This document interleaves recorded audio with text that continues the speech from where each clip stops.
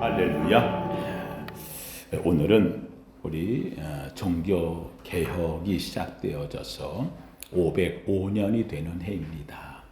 1517년 독일의 비텐베르그라고 하는 그 도시에 있는 학교 비텐베르그 대학 정문에 마틴 루터가 95개 조항에 대한 선언문을 문에다가 붙인 다음에 이것이 씨앗이 되어져서 불길의 요원처럼 오늘날까지 이르도록 여러분의 가슴에 예수 그리스도를 믿는 구원의 축복의 선언이 이어졌던 사건이 되어졌습니다. 이 사건은 바로 1500년 동안 1000년 동안에 왔었던 암흑의 문을 열고 구원의 의의 빛을 열어주는 계기가 된 동기가 됩니다. 그래서 우리는 이것을 기념해서 이날 이 선언문을 붙였던 95개 조항의 이 내용을 붙인 날을 기념해서 오늘을 1517년 10월 30일 종교개혁일 오늘이 딱 되네요. 오늘 날짜가 되어져서 오늘은 505주년 종교개혁주일로 맞이하게 됩니다. 하나님은 때마다 우리가 무엇으로 구원을 받는가 하는 것을 보여주십니다. 하나님 앞에 구원받는 이 길은 성경은 우리에게 명확하게 계시합니다. 의인입니다. 그런데 재밌게도 세상엔 의인이 없다는 겁니다. 의인은 없나니 하나도 없다. 그렇다고 한다면 의인은 하나님께서 의롭다 칭하실 때만 의인이 됩니다. 그래서 세상을 멸망할 때도 구원받았던 이 노아는 하나님께 은혜를 입었더라라고 시작을 합니다.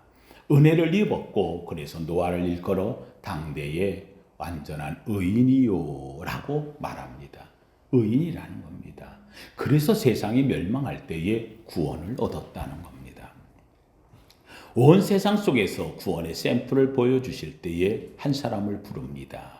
그 사람이 바로 믿음의 조상이라 일컫는 아브라함입니다. 이 아브라함이 어떻게 구원을 얻었을까? 창세기 15장 7절에서는 아브라함에 대한 구원을 명확히 합니다. 아브라함이 여호와를 믿으니 여호와께서 이것을 그의 의로 여겼다. 아브라함이 여호와를 믿었다는 겁니다. 말씀을 믿었고 그가 지시함을 믿었고 하나님께 순종해서 따라간 사람 이 아브라함이 여호와를 믿었다. 아멘 했다는 말. 믿으니라는 원어가 아멘이라는 말이에요. 아멘 했더니 여호와께서 이것을 그의 의로 의인을 삼았다는 겁니다. 그러니까 하나님 앞에 구원은 의인이 될 때에 구원받는다는 겁니다. 근데 그 의인이 누가 되느냐? 하나님이 의롭다 할 때 하는 겁니다. 성경을 주셨고 이 성경 속에서 하박국이라는 성경이 있는데 이 하박국 기자는 선언합니다. 하나님 앞에 묻습니다. 이 땅의 백성이 무엇으로 살까요? 하고 얘기했습니다. 하나님은 얘기합니다. 의인은 믿음으로 말미암아 살리라. 의인이 되는 길은 다른 게 없다는 거예요. 믿음으로 된다는 겁니다. 하나님을 믿을 때 아브라함이 여호와를 믿으니 노아가 여호와를 믿으니 우리는 그 믿을 때 하나님께서 그 믿음을 보시고 의롭다 칭해 주신다는 말씀이 되어집니다. 여러분 사도 바울이 이야기합니다. 사도 바울은 우리가 구원함을 얻는데 다른 게 아니라는 겁니다. 복음에는 하나님의 의가 나타났어요. 예수 그리스도가 오신 것은 예수 그리스도를 믿으면 의가 되어진다는 겁니다. 그래서 이 그래서 하박국 기자가 얘기했던 의는 믿음으로 말미암아 살리라 함을 지금 계속 우리에게 요구하고 계신다는 겁니다. 오늘 이 자리에 나온 우리 사랑하는 성도님들 여러분이 왜 의인입니까? 아유 목사님 내가 무슨 의인입니까? 내가 한 거를 아신대요. 아유 내 살아온 삶이 그렇게 넉넉하지 않습니다. 때로는 속이기도 하고 거짓말하고 때로는 아이고 내가 말을 안 해서 그렇지요. 내 속에 더러운 게 가득하 있으면 맞습니다. 그렇지 않은 자가 누가 있습니까? 인생을 돌아보면서 정말 여기를 갈라가지고 내 과거를 들여다본다면 누가 하나 설 자가 누가 있겠냐는 겁니다. 여러분, 요사에 나오는 정치인들, 우리나라에 그래도 대단하다고 하는 유명 인사들 파고 파면 그들에게 나오는 것은 불의한 것들이 가득합니다. 그냥 모른 척하고 살아주는 거지. 아니, 또 모르니까 존경한다고 해주는 거지요. 더러움으로 가득해 있는 게 세상 똑같습니다. 누구나 다를 바가 없습니다. 그런데 그 속에서 우리는 어떻게 의인이 되느냐? 다른 거 없어요. 하나님을 믿는 믿음으로 하나님께서 의롭다 칭해 주신다. 그래서 다윗은 하나님 앞에서 그는 고백합니다. 가장 행복한 순간이 어느 순간이냐? 허물의 가리움을 입고 주 앞에 의롭다 칭함을 받는 때가 가장 행복한 순간. 자신의 허물이 많아요. 이 다윗에게도 허물이 많아요. 바세바 사건부터 시작해도 전쟁에 나가서 싸우다 보면 사람을 얼마나 많이 죽였습니까? 그래서 하나님께서도 오죽하면 이 다윗에 대해서는 내가 성전 지는 거 나는 못 받아. 왜 너는 피가 많이 흘려서 한마디로 죄가 많다는 말입니다. 그런데도 불구하고 이 다윗이 하나님 앞에 은혜를 입은 자가 되었지요. 하나님의 언약의 주인공이 되었어요. 그래서 이 다윗은 얘기합니다. 내 허물, 내 죄, 내 사악함을 본다면 난 하나님 앞에 은혜를 얻을 수 없는 사람. 그런데 하나님께서 내 죄를 가리워 주시고 내 허물을 가리워 주시고 하나님께서 나를 의롭다 칭해 주신 그 은혜를 입어서 나는 행복하다는 겁니다. 그래서 성경이 선언합니다. 죄의 허물을 가리움을 입은 자가 복이 있도다. 오늘 우리가 주 앞에 왔습니다. 여간대 온 가운데서 의인이 누가 있습니까? 죄송합니다. 의인은 여기 안 오셔도 됩니다. 의인은 자기 의로 구원받으면 되는 겁니다. 우리가 여기 온 것은 무엇 때문에 왔습니까? 내가 의인이 아니라고 고백하기 때문에 왔어요. 그래서 오늘 이 자리에 나와서 주 앞에 제일 먼저 우리가 엎드려서 와서 앉아서 눈을 감고 첫 번째 하는 것은 무엇을 합니까? 나는 죄인입니다. 나는 죄인입니다. 주여 나 같은 죄인 살리신 그 은혜 놀라워. 주님의 은혜에 감격하고 내 죄가 허물의 가리움을 입고 하나님께서 오늘 이 시간 내가 너를 의롭다 하나님이 해주시기에 그 은혜 앞에서 나는 감격과 감동으로 설 수 있다는 겁니다. 한마디로 얘기한다면 예수 그리스도를 믿어 의롭다 함을 얻는 것, 이것을 일컬어서 한번 따라합시다. 이신칭의. 우리 사자성어를 우리나라 사람 되게 좋아하잖아요. 그렇죠? 네 마디로 얘기한다면 이신 믿음으로 칭의 의롭다 칭함을 받는다. 이신칭의, 이것이 성경 전체가 우리에게 얘기하는 겁니다. 하나님 앞에서 누가 의롭다고 되느냐? 자기의 의가 아니에요. 도덕이나 윤리나 자기의 삶이나 또는 지위나 명예 권세가 아니라 바로 하나님이 약속한 이 약속을 믿음으로 의롭다 칭함을 얻는다. 그래서 이신칭의라고 하는 말입니다. 오늘 이 505주년 종교개혁주일은 바로 이 이신칭의를 새롭게 하는 날입니다. 이 의를 확실하게 분명하게 드러내는 날이 되어지는 겁니다. 오늘 본문 속에 나오는 이야기는 예수님께서 십자가에 달리시기 전 공생의 3년의 생활을 마치고 이제 일주일 남겨놓고 십자가를 향해 예루살렘으로 올라가십니다. 예루살렘 올라가셔서 일주일 동안 예수님께서 마지막 이 땅에서의 삶을 행위를 드러내셨는데 이 기간을 고난을 받은 기간이다. 그래서 고난주간이라고 말합니다.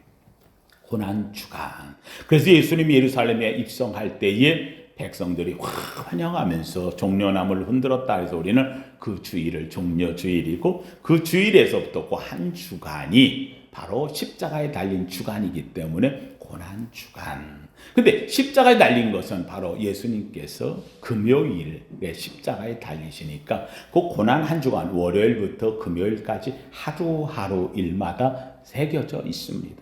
그런데 첫날 무엇을 하셨느냐? 첫날 예수님이 어떤 공생의 시작을 할 때 첫 번째 한 것이 가장 중요한 사건 아니겠습니까? 다른 건 몰라도 이것만은 하고 가야 된다고 하는 중요한 것을 예수님께서는 행동으로 보여주시는 겁니다. 이것이 뭐였느냐? 성전에 올라가셔서 성전에 보니 거기에는 양 파는 사람, 때로는 염소를 파는 사람, 또는 성전세를 내려고 돈을 바꿔주는 사람. 근데 예수님 이렇게 보니까 이게 웬일이에요? 양들이 병들어 있고요, 염소가 찌그러져 있고요, 얼룩이 져 있고요. 성경에는 분명히 흠 없고 점 없는 어린 양인데 이건 흠도 많고 점도 많은 어린 양들로 제사를 지낼 수 있도록 하고요. 돈 바꿔주는 사람들이 한두 사람이 아닙니다. 여기저기서 돈 바꿔주고 저기서 돈 바꿔주고 이러면서 아예 이 성전 뜰이 장사치의 소굴로 변해져 있는 겁니다. 예수님이 여기에 가서 뒤집어 엎습니다. 양 파는 자, 염소 파는 자, 비둘기 파는 사람들, 그리고 돈 바꾸는 사람들 상을 뒤집어 엎으면서 그 예수님은 거기에서 호통을 칩니다. 뭐라고 하십니까? 내 집은 만민의 기도하는 집인데 너희가 강도의 구려를 만들었다는 겁니다. 강도 짓을 왜 합니까? 내 이득을 위해서 내가 얻고자 했어. 너희가 하나님의 집안에 들어와가지고 하나님의 일을 하는 게 아니라 너희의 이득을 취하려고 하니 이건 강도 짓이라는 겁니다. 그래서 예수님은 너희가 내 집을, 하나님의 집을, 만민이 기도해야 되는 집을 강도의 구렬로, 염소의 양의 울음소리로, 돈 바꾸는 장사치의 소리로 바꿔버리고 말았다고 주님께서는 이곳에서 첫 번째 사건을 벌여주시고 있다는 말입니다. 만민이 기도하는 집, 여기를 강도의 수로 만들었다. 기도하고 말씀 받고 성령을 받고 눈물로 감격하며 은혜의 회복의 자리가 되어야 되는 이 성전이 어느 사이인가 사는 자리, 파는 자리, 이익 내고 상업화되어지고 가장 흉악한 강도의 구렬처럼 인간의 이득만을 앞세운 자리가 되는 곳, 바로 거기가 성전이 되어버리고 말았다는 말입니다. 예수님은 재밌게도 성전에 올라가시기 전날 예수님께서 하신 행위가 하나가 나옵니다. 바로 성전에 올라가실 때, 아침 일찍 가실 때에 성전에 올라가는데 배가 고프셨는지 무화과 나무에 가가지고 무화과를 따려고 했더니 무화과가 하나도 없었다는 거예요.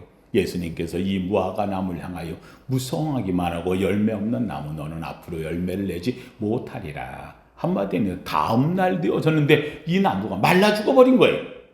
옆에 제자들이 보고 이게 무슨 일입니까? 한마디 하셨는데 말랐네요. 여러분, 이건 뭘 얘기합니까? 바로 이 성전에 들어가 이 백성들이 하나님 앞에 열매가 없이 입하기만 무성하다는 겁니다. 성전 안에서 하나님께 기도하고 부르짖고 신앙의 아름다운 믿음의 열매를 맺어야 될 구원의 역사가 있어야 될 자리에 여기에 그냥 소리만 가득하고 양떼 울음소리, 소떼 울음소리, 돈 바꾸는 사이 장사치의 소리, 사람들은 버글버글 대긴 하는데 하나님이 기뻐할 열매를 찾을 수 없는 예루살렘. 결국 이 예루살렘은 이 나무와 같이 말라버릴 거라고, 결국 이 예루살렘은 돌 위에 돌아남지 않고 70년 뒤에 멸망되어지는 사건이 벌어지고 말았지요.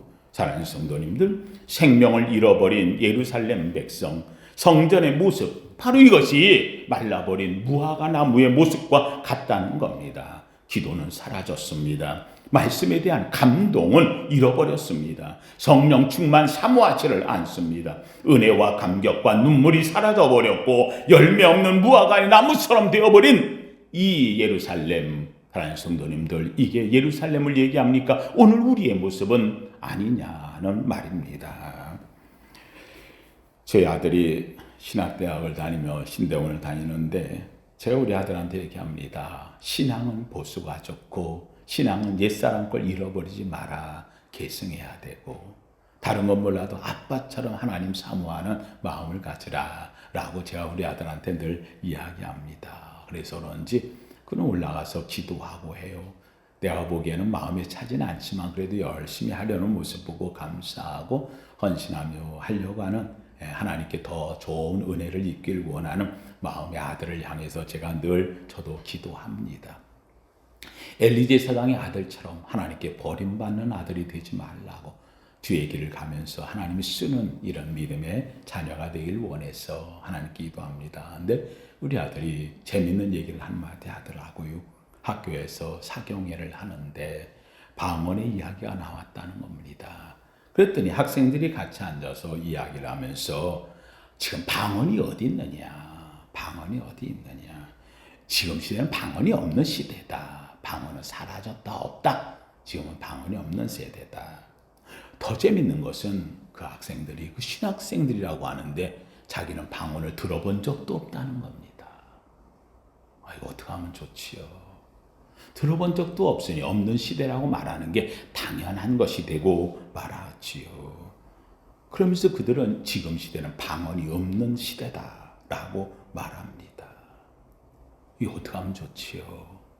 사랑하는 성도님들, 왜 성경에 있는 것을, 성경에서 말하는 것을 내가 그것은 없는 시대라고 없다고, 왜요? 내가 못 들어봤으니까, 내가 못하니까, 내가 모르니까. 제가 부목사 때 교회에 부흥회를 하러 오셨던 한 목사님이 있었어요. 근데 이 목사님이 참 안타까운 말을 했습니다. 어느 교회에 갔더니 방언을 얘기하는데 방언 막 할 때에 자기가 방언을 주기도문을 거꾸로 외웠다는 겁니다. 그랬더니 와, 방언 잘하신다고 사람들이 그래서 자기가 웃었다는 겁니다. 내가 그랬습니다. 끝나거나 식사하는데 목사님, 제가 부목사지만 죄송스러운 말씀 한마디 할게요. 저는 그때 방언을 할 수 있었거든요. 은혜로 방언을 받은 때였습니다. 목사님, 죄송한데 주기도문을 거꾸로 외우는 거 보통 실력이 아닌데 한번 외워봐 주시겠냐고. 여러분, 우리 산토끼 또끼야 거꾸로 외우려고 얼마나 했었습니까? 기토사냐 기토를 디어냐너가. 그거 외우려고 애를 쓰고 외웠습니다. 또 거기다가 저는 학생 때 재밌게도 그 무지개 색깔 왜 꼭 빨주노초 파남보 이렇게 외워야 돼? 거꾸로 좀 외우면 안 돼? 그렇잖아요. 무지개가 이쪽에 있던지 이쪽에. 그래서 저는 거꾸로 외워서 보남파초 노주빨. 꼭 거꾸로 외우면 상관없잖아요. 이게 다 장난이고 어떻게 보면 객기고 어떻게 보면은 재미로 이렇게 해서 저도 외워. 그런데 주기도문을 거꾸로 외웠다. 와, 이거 보통이 아닌 거예요. 제가 목사님인데, 목사님 주기도문 한번 거꾸로 외워볼 수 있습니까? 못 외워요. 그래 놓고 자기는 그걸 거꾸로 외웠더니 사람들이 방언했다고 얘기한다고. 이런 망령되게 어디 있습니까? 제가 목사님한테 얘기했습니다. 그냥 못하시면 말을 하지 말든지 방언을 망령되게 하지 마십시오. 그 방언은 하나님이 주신 것인데 오늘 나는 내가 방언 못한다라는 말도 하지 마십시오. 왜냐하면 하나님이 아직 안 주신 것이지 내가 할 수 있고 말고가 아닌 문제가 아니라는 겁니다. 하나님 성도님들, 아니 방언을 못한다고 없는 시대라고 내가 못한다고 안 된다고. 제가 인도네시아 베트남 선교를 갔습니다. 목회자들과 노예사 같이 선교를 하러 갔는데 그 선교하는 현장에 베트남 사람들이요 의무 그 의료 해주는 겁니다. 의료를 치료를 해준다고. 그래서 의사를 부르고 해가지고 아침부터 시작. 사람들이요 벌떼처럼 몰려와요. 얼마나 많은지 끝도 없이 오는데 이 사람들을 다 해주기도 어려워요. 가져간 약은 다 동인하고 하는데 앉아가지고 의자 여기 한두 개 이렇게 서너 개 놓고서요 들어오는 대로 어디 아픈 사람 뭐 치과도 이 일을 빼야 되는데요 여기 앉아가지고 그냥 마치놓고 벤치 같은 그 의료 기술 그냥 그 앉은 자리에서 누워서도 안 하는 거예요. 그냥 의자 앉아있어 그걸 빼가지고 치료해주고 이러고 하면 아주 열악한데도 사람들이 그렇게라도 받겠다고 얼마나 많은 사람들이 몰려오는지 감당할 수가 없어요. 목사된 나는 한국에서 참 혜택 받고 이렇게 사는데 여기 와서 그거라도 받겠다고 와서 치료받겠다고 오는 사람들 볼 때 너무 안타까웠어요. 눈물이 날 마음이에요. 더 가져오지도 못하고 해주지도 못하는 상황에 끝나고 나면 다 또 나오면서요 목사가 기도 다 해주는 거예요. 치료받고 나오면 이 사람들은 하루 치약 받아가지고 가면 그 다음 덧날지 어떻게 될지 몰라요. 가는 거예요. 기도해줘야 돼. 붙잡고 기도. 하나님 이를 긍휼히 여기소서. 기도해주는데 한국말로 기도하면 이 사람들이 알아듣나요? 저는 한국말로 기도하니까 똑같은 기도 매번 또 하는 것도 너무 힘든 거예요. 뭐 하나도 못하는데 어떻게 하면 대강하고 끝내버릴 수도 있고 이래요. 하나님 앞에 안 되겠다. 나도 정성대 이들을 위해 그래서 방언 기도를 하겠다. 그래서 다른 우리 목사들을 모아놓고 나는 이분들 위해서 기도하는데 이들도 못 알아듣고 내가 혼자 해서 하는 기도, 이게 아니라 하나님이 내게 주신 은혜가 있어 나 방언을 하는데 난 이들을 위해서 방언으로 기도하겠다. 그래서 그들을 붙잡고 지나갈 때마다 끝나고 나면 방언으로 팍 기도하는, 내가 이 방언의 기도를 하니까 방언에 열정이 담겼는지 이들이 들을 때마다 그들은요 할 줄도 모르는 아멘 나고 그러고서 나와요. 얼마나 감사한지. 그들이 끝날 때마다 그냥 계속 참 묘한 게 방언 기도는 지치지가 않아요. 방언 기도는 할수록 새로워요. 방언 기도하면 저 사람에게 은혜가 되는 게, 능력이 나타나는 게 보여져요. 나에겐 힘이 되고 지치지 않고 감사해요. 방언으로 기도해 줬어요. 끝나고 난 다음에 너무 감사했어요. 그런데 끝나고 이제 차를 타고 오는데 앞에 앉은 목사님들이 앉아가지고 왜 방언으로 기도하느냐고 이야기를 하더라고요. 내가 얘기했지 않느냐고, 이래서 한다 그랬더니만은 방언 기도를 하는데 방언 소리를 들으면 죄송합니다. 참 너무 안타까운 게 이 새끼 저 새끼 하는 소리처럼 들린다는 거예요. 이거 어떻게 하면 좋지요? 네. 꼭 우리가 다른 사람 말을 들을 때 못 알아들으니까 험한 말로 듣는 것처럼, 그래서 내가 그 말 나오는 순간 스톱! 얘기 꺼내지 마. 그 말 하는 순간 당신 자칫하면 하나님의 이름을 망령되이 하는 자가 돼. 없는 얘기를 하자. 더 이상 얘기하지 말자. 그러고 말았어요. 여러분 왜 그 말을 할까요? 본인은 못하거든요. 못 받았거든요. 안 하거든요. 남이 하는 것에 대해서 하는 것에 질투가 나거든요. 무서운 일이 벌어지는 거지요. 사랑하는 성도님들, 어느 사인가 지금 시대는 이렇게 메말라버린 시대가 되어버리고 말았어요. 내가 아는 것만 갖고, 내가 갖는 것만 갖고 전부인 줄로 아는 이런 시대에 사는 사람들이 되어버리고 말았다는 거예요. 예수 그리스도의 십자가와 부활의 복음이 온 유럽에 가득하던 시대에는 역사가 일어났어요. 그런데 어느덧 로마의 핍박과 지하교회 카타콤베 어려움 속에서도 부흥을 일으켰던 이 초대교회의 엄청난 사건이 중세에 들어설면서 어느 사인가 교회가 커졌어요. 대형화가 되었어요. 로마의 캐톨릭이 제국화가 되어졌고요. 형식화가 되어졌어요. 어느 사인가 앉아있는 교황은 권력을 가진 자가 되었고요. 권력으로 인하여서 결국은 타락이 된 존재가 되고 말았어요. 바티칸의 대성당을 짓기 위해서 돈이 필요했고요. 이 돈이 필요하기 때문에 어떤 이유를 대서라도 돈을 마련하지 않으면 안 되니까 이것저것 온갖 거짓말을 섞어가면서 사람들을 울릴 수밖에 없는 안타까운 상황에 맞이하고 말았다는 사실. 사랑하는 성도님들, 이들은 재밌게도 이 시대의 백성들을 이용하는 거예요. 이 백성들은 성경을 소유하지도 못했어요. 왜요? 성경의 거룩함을 어떻게 백성들이 갖느냐고. 성경을 소유하면 그를 마녀처럼 그를 죽이기까지 했어요. 여러분 지금 성경 갖고 다 죽을 뻔한 거예요. 좋은 시대에 태어났어요. 이 시대에 예중세 때는 성경 가지면은 거룩한 성경을 감히 갖느냐. 왜요? 그 내용을 알려지면 안 되기 때문에. 오직 교황의 말만이 무하다는 거. 교황 말 한마디면 온전히 무하다. 오류가 없다. 그러면서 그들이 이야기를 했어요. 그래서 교황 앞에 가가지고 말을 잘못하면 결국은 죽음에까지 들어가는 안타까운 일을 맞이했어요. 죄사함을 얻으려고 한다면 면죄부를 사라는 겁니다. 그래서 그 당시 때의 모든 사람들이 다 돈만 생기면 가장 먼저 할 일이 뭐부터 사는 것? 면죄부부터 살려고 하는 것이 이 시대의 배경이 되어졌어요. 면죄부를 다 샀어요. 사람들마다 다 샀어요. 그랬더니만 면죄부 더 이상 더 못 파는 거예요. 산 사람한테는 이제 다 팔았으니 어떡하죠? 그럼 어떻게 돼요? 뭐라고 하느냐? 이제는 부모 면죄부도 사라는 거예요. 돌아가신 부모, 할아버지, 할머니, 조상들 면죄부를 사야 그들이 산다는. 그들 때문에 다 샀어요. 또 막 면죄부를 샀어요. 그런데 가만히 하니까 면죄부를 더 팔아야 되는데 이렇게 가지고는 다 안 될 것 같아요. 그 뭐라 하느냐. 너희들이 산 면죄부는, 조상들이 산 면죄부는 그들이 지옥에 가 있다가 연옥으로 올라올 때까지의 면죄부라는 거예요. 그 연옥에서부터 이제는 어디로 가야 돼? 천국 가기 위해서 또 천국 면죄부를 사야 된다. 이게 로마 캐톨릭이 했던 중세의 모습이 되어지는 거예요.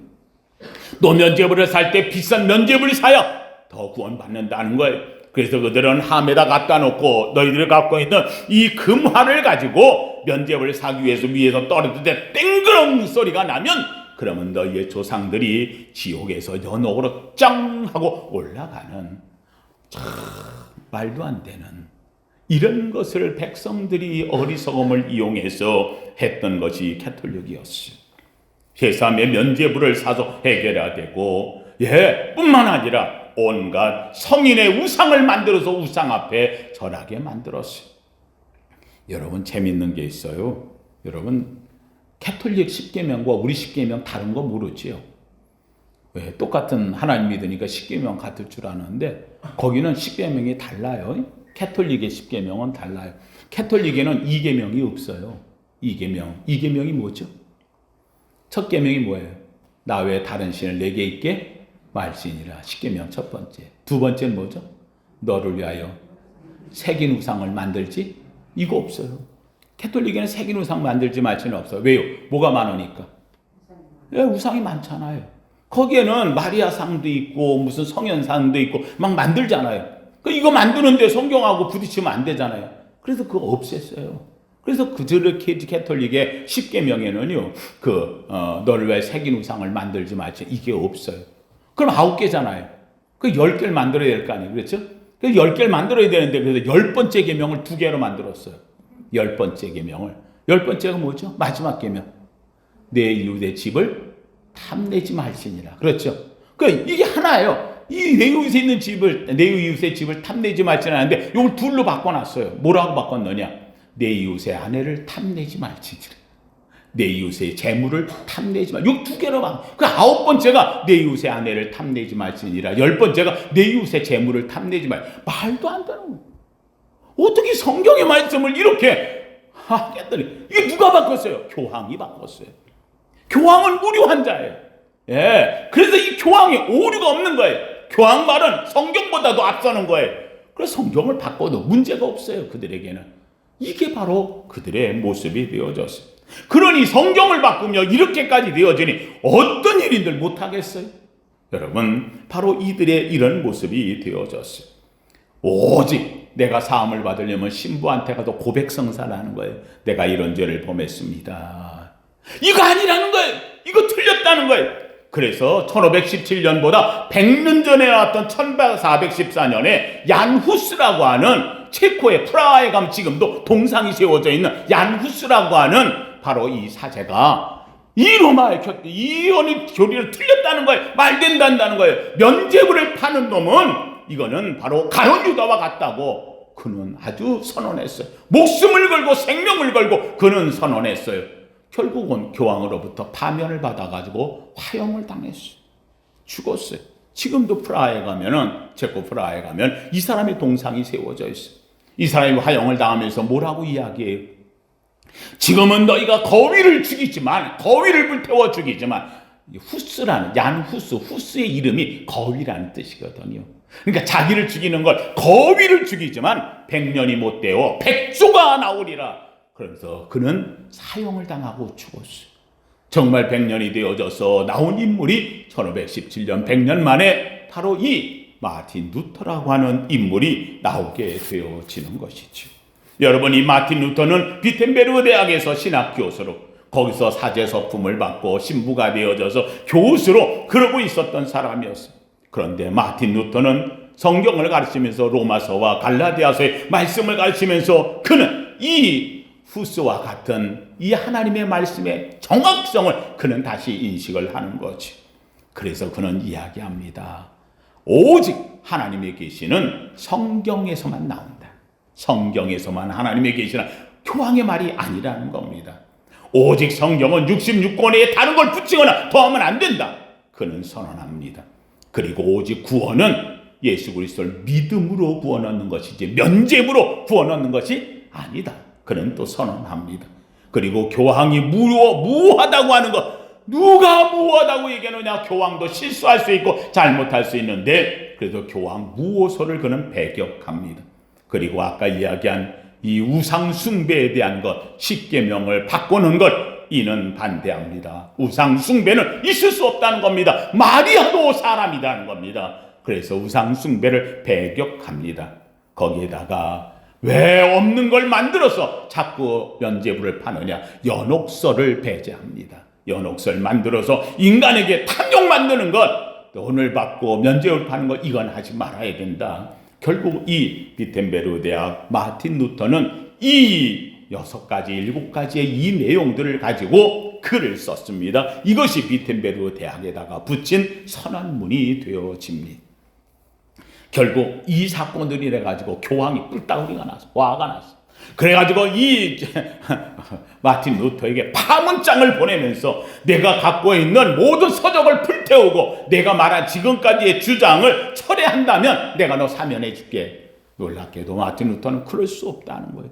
내 양심이 하나님 앞에 호소하는 이것을 나는 놓을 수가 없다라고 이야기를 합니다. 결국 그를 보름스 국회에 불러가지고 재판하는데, 여러분 재밌게도 마틴 루터가 수많은 사람들이 가지 말라고, 왜요? 가면은 후스처럼 죽임을 당하는 거니까 가지 말라고 했으나 마틴 루터가 그때 외칩니다. 보름스 국회의 기왓장이 다 마귀가 되어 내게 달렸는다 할지라도 나는 가리라. 이때 부른 노래가 오늘 우리 부른 585장 내 주는 강한 성이요, 이 노래를 지어 부르면서 그는 보름스 국회를 향해 올라갑니다. 학생들이 도끼를 옆에 들고 마틴 루터를 건드리면 죽인다고 함께 저항하는 학생들이 나섰습니다. 종교개혁의 역사가 일어난 겁니다. 결국 파문당했으나 그는 나왔고, 그는 나와가지고 숨어서 성경을 번역해서 독일에 표준화가 되었고, 오늘날 성경이 모든 사람에게 알려지는 계기가 되었습니다. 종교개혁의 핵심이 무엇입니까? 마틴 루터는 하나님 앞에 엎드립니다. 그리고 그가 가졌던 가장 중요한 질문이 이거였습니다. 하나님, 죄인인 내가 어떻게 거룩하신 하나님의 은혜를 받을 수 있을까요? 어떻게 내가 거룩한 하나님의 구원을 받을 수 있을까요? 이것이 마틴 루터가 가졌던 생전의 하나님을 향한 질문이었습니다. 그는 깨닫습니다. 오직 의인은 믿음으로 말미암아 살리라. 이 한마디 앞에서 아하, 내가 구원을 얻는 것은 하나님께서 베푸신 은혜를 믿음으로 받아들일 때만 의롭게 구원받을 수 있다. 이것이 그의 하나님 앞에서의 물음의 답이었습니다. 그래서 그는 이것을 모토로 만드는 겁니다. 하나님이 베푸신 은혜만이, 그래서 솔라 그라치아, 오직 은혜로, 오직 은혜로. 두 번째는 이 하나님의 은혜를 내가 믿음으로 받아들일 때만, 그래서 두 번째는 오직 믿음으로, 솔라 그라치아, 솔라 피데, 오직 믿음으로. 그리고는 이 하나님의 은혜와 이 엄청난 하나님의 이 믿음으로 받아들일 수 있는 근거는 오직 성경으로. 그래서 성경 솔라 스크립추라. 세 번째 오직 성경으로가 나오는 거예요. 오직 성경에서 과연 우리 믿음으로 주는 가장 놀라운 이름 하나, 그것은 바로 오직 그리스도. 그래서 솔라 크리스토스. 그래서 네 번째가 솔라 크리스토스. 이 모든 것을 통해서 우리의 삶은 오직 하나님께 영광을. 그래서 솔리 데오 글로리아. 이 5가지의 모토가 이래서 나오게 되어지는 겁니다. 사랑하는 성도님들, 오늘 이 자리에나 우리 사랑하는 성도들 가장 중요한 거 다른 거 없어요. 제가 우리 성도님 얘기잖아요. 우리 파주세강교회나 우리 성도들의 가장 중요한 첫 번째 모토는 한번 따라합시다. 나는 구원받았습니다. 믿으시면 합니다. 무엇으로 말미암아? 예수 그리스도를 믿음으로 말미암아. 믿으시면 하면 이것은 내게서 나온 것이 아니요 오직 하나님의 무엇입니까? 은혜입니다. 아멘. 여러분 다 갖고 있잖아요. 이 믿음 빼앗기지 않기를 주님의 이름으로 축원합니다. 베드로전서 2장 9절은 말합니다. 너희는 택하신 족속이요 왕같은 제사장이요 거룩한 나라요 그의 소유된 백성이라고. 우리는 왕같은 제사장, 다 제사장이라고. 제가 우리 성도님 얘기잖아요. 교회는 이 교회가 건물이 교회가 아니라고. 여러분이 교회라고. 여러분 속에 성령이 임하는 것이, 예수님의 이름이 있는 곳이 그 자리가 성전이라고. 그래서 너희의 몸이 하나님의 거룩한 성전임을 알지 못하느냐고. 사랑하는 성도님들, 뜨뜻 믿음한 게 아니에요. 확실한 믿음에 들어가 있는 저와 여러분 되기를 주님의 이름으로 축원합니다. 오직 은혜로 나는 은혜 받아. 오직 믿음으로 구원을 얻고 오직 성경에 근거를 두고 오직 그리스도의 이름으로 살며 나는 오직 하나님의 영광을 위하여 삽니다. 이 아름다운 믿음의 놀라운 정말 개혁자의 신앙으로 사는 저와 여러분 되기를 예수 이름으로 축원합니다. 거룩하신 하나님 감사합니다. 하나님, 오늘은 종교개혁 505주년을 맞이합니다. 하나님, 우리 사랑하는 성도들, 하나님의 우리는 종교 개혁자의 신앙으로 오늘도 살아갑니다. 하나님, 오늘날의 교회도 하나님 대형화되어지고 세속화되어지고 물질화되어지고 하나님이여 때로는 권력화되어지는 안타까움에 들어갈 때에 혹시라도 우리도 우리의 가장 중요한 신앙의 믿음을 잃어버릴까 두렵습니다. 여호와여, 주님 간절히 원합니다. 하나님, 나를 사랑하는 오직 주의 은혜로, 그리고 그 은혜를 믿는 오직 믿음으로, 그리고 그 말씀을 주는 오직 성경으로, 그리고 나를 위하여 죽으신 오직 예수 그리스도의 신앙으로, 그리고 오늘 살며 오직 하나님께 영광 돌리는 삶이 되게 하여 주시옵소서. 예수님 이름으로 기도하옵나이다. 아멘.